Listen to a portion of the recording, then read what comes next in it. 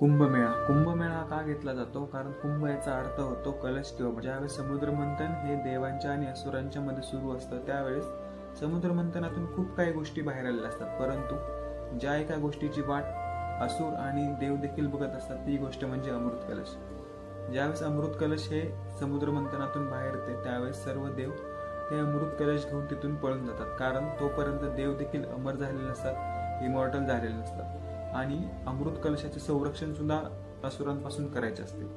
त्यामध्ये 12 दिवस देव हे अमृत कलश घेऊन पळत असतात आणि असुर देवांचा पाठलाग करत असतात, परंतु त्या 12 दिवसांमध्ये 4 दिवस देव हॉल्ट करतात, स्टे करतात. चार ठिकाणी अमृत कलश जमिनीवरती ठेवतात. ती 4 ठिकाणं म्हणजे प्रयागराज, हरिद्वार, उज्जैन आणि नाशिक.